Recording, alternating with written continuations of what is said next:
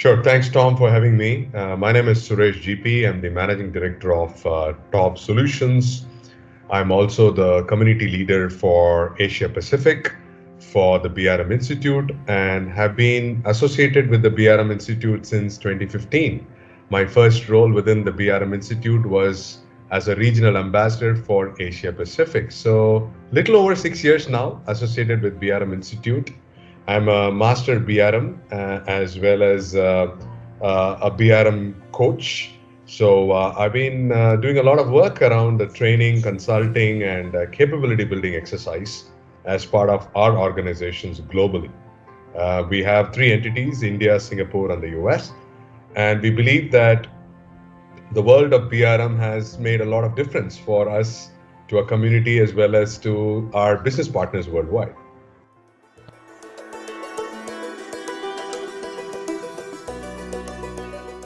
I think one of the things that I was moved on when I got introduced to the BRM body of knowledge, and I was also inspired by the BRM Institute, because if you look at BRM Institute members, I mean the BRM Institute, people who work for BRM Institute, irrespective of what role they are playing in, they are all BRMP certified, and that actually made me think about we should have our BRM be done for everybody in our organization. There was two reasons for that. One, they have to understand the ultimate goal is to be a strategic partner. So be it finance, HR, operations, each and every one of them will have to understand other person's perspective to see how we can make them win. So it's all about collaboration and interdependency. And you cannot teach that until people go through the grind. So we got our teams, all of them get BRMP trained, if not certified, first part. But also what we did was we wanted to get them, what did they understand from the BRMP that they could put into TaUB Solutions ecosystem, be it your business partner, the providers that we are talking with. How can we work through a convergence model instead of an alignment mindset? And I think that itself has changed a lot more dimension. There is a sense of personal ownership for people to look at delivering results. And also, it's all about the sum of the parts is much greater than the whole episode. So what we thought was we should complement and support each other in the way we do internally as well as externally. I always believe that you as a person cannot do differently professionally and personally. So you have to be the same kind of a person in terms of ideology, values, and principles. So that's how we wanted to do. We wanted to take TaUB Solutions, and if you look at TaUB Solutions as a company that we started 6 years back, the mission was taking you beyond. So whoever was our business partner, providers, we wanted to take them to the envisioned business outcomes. So I think the BRM as a philosophy really fitted into the crux and vision of our company. And that made us help drive these elements throughout our organization at large. And more importantly, when you feel that you have created an empowered team, I like what Aaron Barnes always say, great leaders create more leaders. And that's the only way that we can go out to make some difference. And I'm happy, be it Satya, my Chief Operating Officer, be it Suresh Sitaraman, who's my BRM practice head, all the people are a perfect embodiment of a strategic partner. And we have created that mindset and culture change, which I think I'm very proud of my team, that BRM has become an integral part of our life.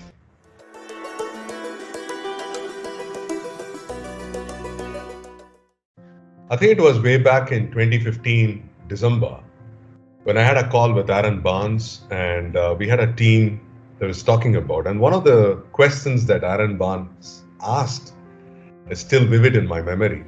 He said, "What's your purpose?" And I'm able to recollect about what did I want to do by being part of the community. So I was always passionate to give back to the community. And if you look at my post, I always talk about the single global BRM community. And for me, each and every person on this earth has got something to make a difference. And for me, the personalized purpose was to make and build a relationship-centered world. And that time I didn't call this as relationship-centered organization, but I was a people lover. I always used to connect with people at ease. And I love doing this as passionately in my professional and personal career. So when Aaron asked me this question, I was looking up on, because primarily BRM Institute was based in the US and they didn't have a lot of presence around Asia Pacific. And because I grew up in this market in Southeast Asia, I knew a lot more cultural ways. And I thought I could add value to understanding the cultural aspects in how we work. And I thought that way I can be a brand ambassador of the country, the Asia Pacific region, because I take a lot of pride in what I do as part of my citizenship that I have in India and my work that I do with APAC. So I thought this was a great opportunity for me. I wouldn't say a torchbearer, but an element that I could make and show Asia Pacific in the global map. And that was my motivation to get involved with BRM Institute.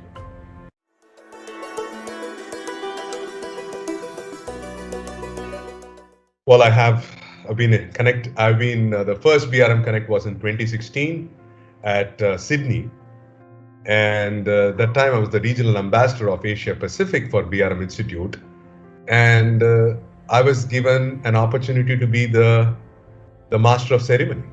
So my first experience with BRM Connect in Sydney was I was the master of ceremony for the 3 days or 2 days or 3 days that we did at BRM Connect. So it felt that I was on a mission to make an impact to this APAC. And that was my first experience attending a BRM Connect, hosting the sessions.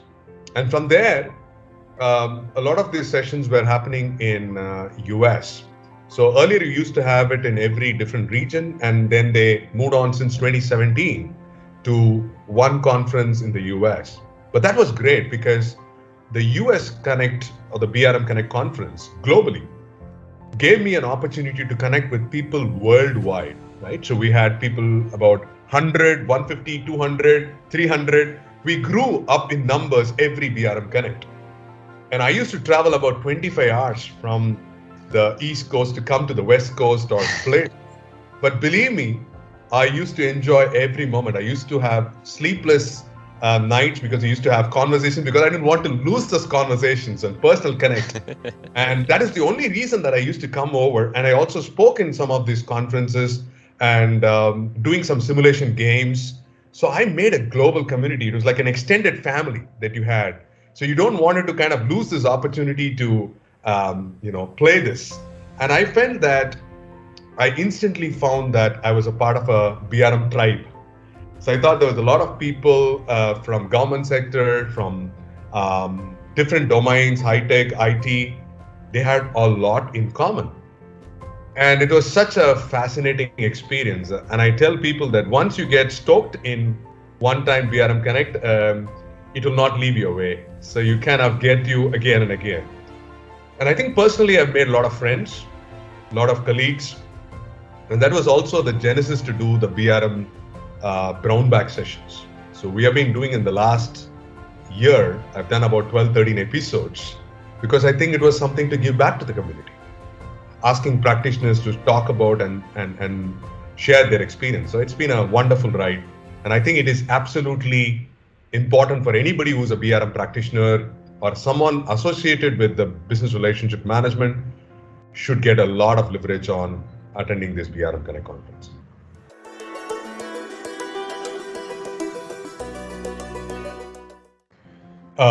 If you look at the last year or so, every person that I've connected on LinkedIn, who have connected on BRM, I have passed a copy of the relationship-centered organization. And that is my standard recipe for the first time that I meet someone to add value. And I am absolutely thrilled that we are talking about a relationship-centered organization because today, with this pandemic, everybody is remotely working around. And it's all about human relationship that makes it or breaks it. Right? Tim, remember we had met sometime in the BRM Connect, and we are now having a conversation instantly because you made a connection with the person, understood their philosophy, their energy levels. And one thing, Tom, I really enjoyed your energy levels in the conferences, and I thought there was a buddy on the other side of the stream that I can relate with. So I think as you start to look at it, the relationship-centered organization is going to be the meaning and purpose of how an organization can thrive in this VUCA world, volatile, uncertain, complex, ambiguous world. So which means that the people are going to be the assets who are going to drive organization to an uncharted territory. Now, if we are going to go through an uncharted territory, we need to trust each other.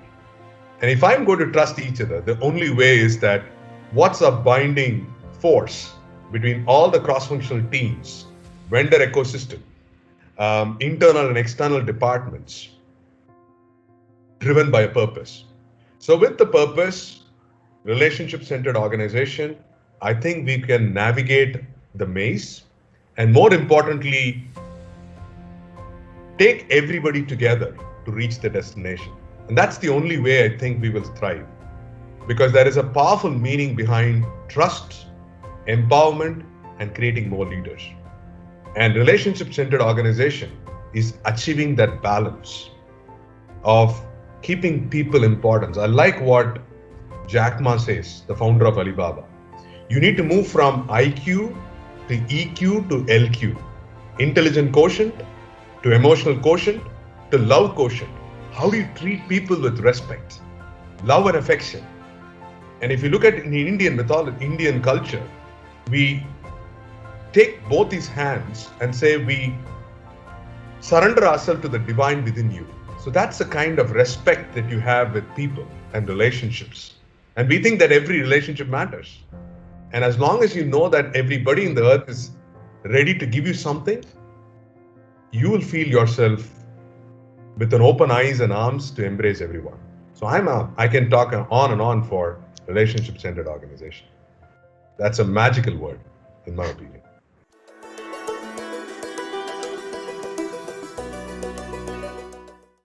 By the way, I think the BRM professional membership is one element where we can brainstorm with the best minds on the earth. I've had several conversations, chats with the online campus. I value the online campus a lot more. And I also love the webinars that gets conducted because recently they have launched the Practitioner series of giving templates. I would not tell you how much it's going to benefit the community because everybody we talk are saying, do you have a template of a value plan, ideation plan? And people are struggling and they don't want to reinvent the whole wheel. And this is a perfect example of a collaborative effort where everybody, whether you are a knowledge provider, you are a consultant, you are a government agency, everybody is chiming in. So we are not competing.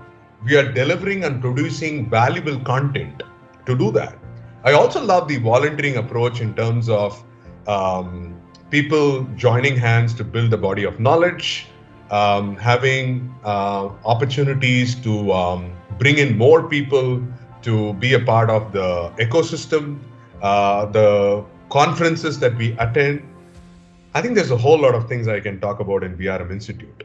And the blogs that we write, and sometimes I cascade it to a lot of people. There was one thing which was very good about SAFE and BRM, how do they relate with each other? A lot of people are thinking, okay, BRM, it might work in other sectors, but how is technology working and adapting? I think there's a lot of resources of practitioners sharing insights on blogs, webinars, and conferences, and you connect with people instantly. So there's a lot more of think tank available in the online campus and the membership that I think you put it into judicious use and you get a lot of discounts for your conferences. So why would I leave this one? And it's such a good tribe. You never want to let you go.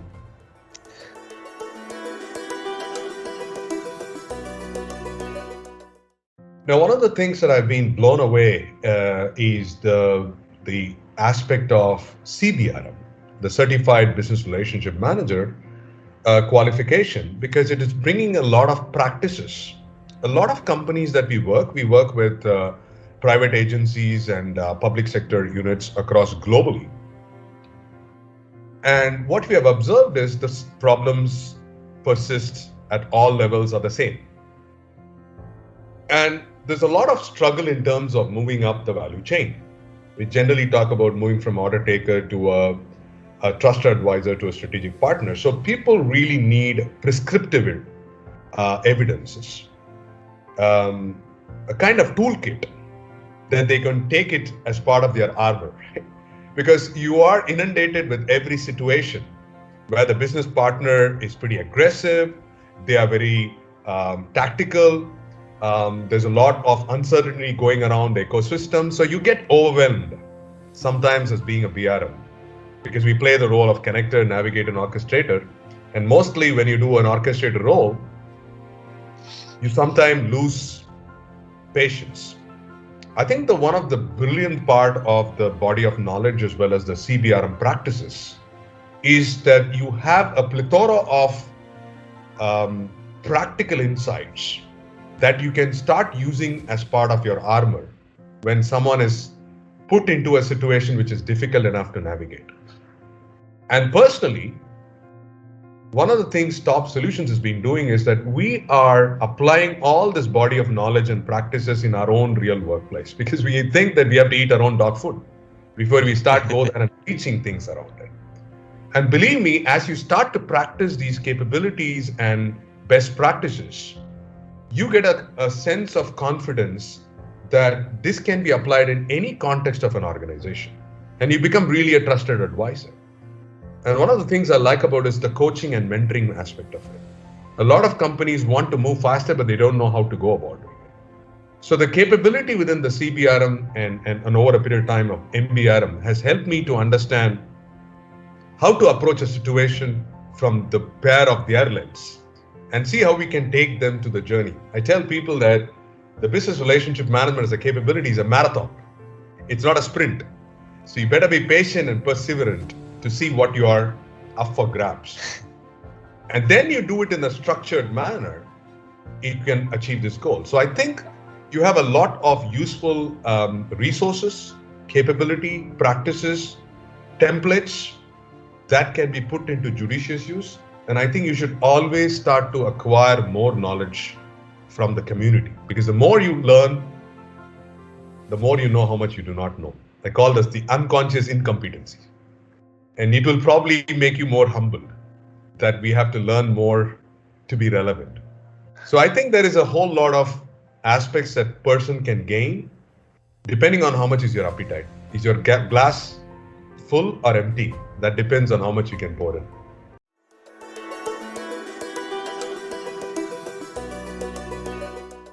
Well, that's a great question. I think I have played different roles as a part of being associated with BRM. I've been a coach, I've been a trainer, I've been a consultant, and I've also been a practitioner. The first thing that I've done is understood the body of knowledge, comprehended and assimilated in a manner that could be simplified, and I've coached and mentored people around the globe. That's my first aspect of drive towards value. I've also been a passionate a leader in sharing best practices in all the BRM Connect conferences that I've done. The third part I have done is building a community tribe using the BRM Brown Bag sessions, where I've interviewed practitioners and bringing their world of experiences that people can share. So I've been a connector to bring in the right people together and share their pearls of wisdom that they've gained. And the last but not the least is I've always been advocate of sharing best practices of BRM to anyone and everybody in social media. I'm pretty vocal in social media. If you could see me on Twitter, LinkedIn, Facebook, I do a lot of things. So people, I'm truly a brand ambassador of the BRM Institute because there is a purpose in what we are trying to do. And I'm on a mission to build a single global BRM community. And to be respectful, I've got all the awards of the Global Community Impact Award, the Coach and Trainer of the Year Award, the Top 2021 BRM, MBRM. So I've actually grown with the BRM Institute. And for me, the more I see myself, I think there's more to give back to the community. And I wouldn't say I've delivered enough amount of value because I want to set my benchmark a little more higher every year. But that's a good way for us to start building a tribe and seeing what else can I do. And I learn from each other. And thanks, Tom, for asking some of these questions. Some of the questions I've not even thought about before. But probably gives me a soul search of saying, what additional value can I deliver to my business partners, my company, as well as the community? So it is I like the word about Robert Frost. The woods are lovely, dark and deep. And I have promises to keep and miles to go before I sleep and miles to go before I sleep. I think that's where I think will be resonating to the philosophy of what I should do in the rest of my life.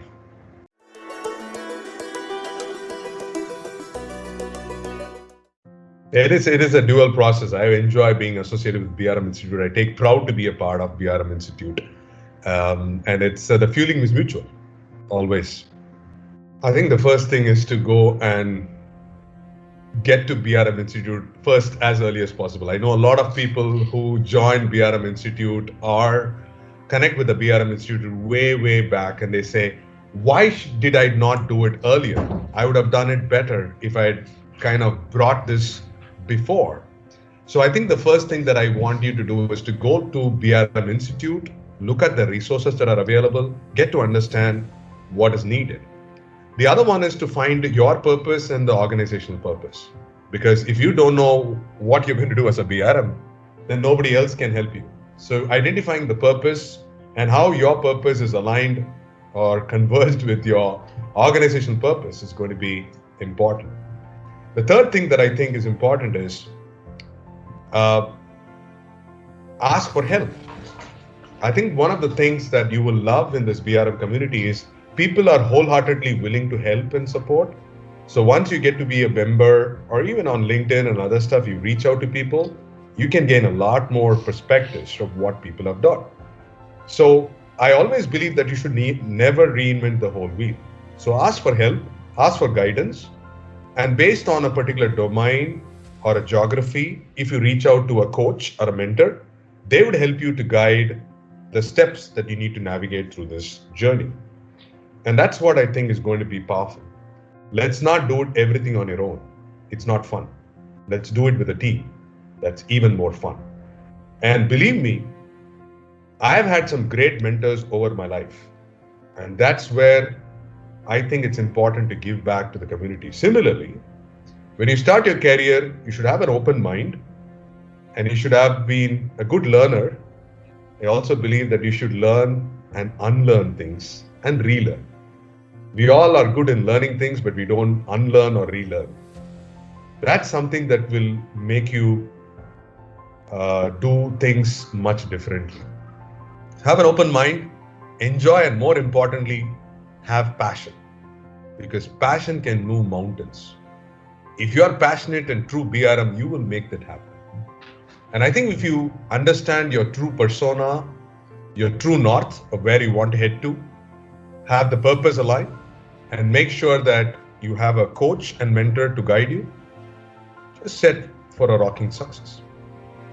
That's what I would say. Be associated with BRM Institute throughout your journey.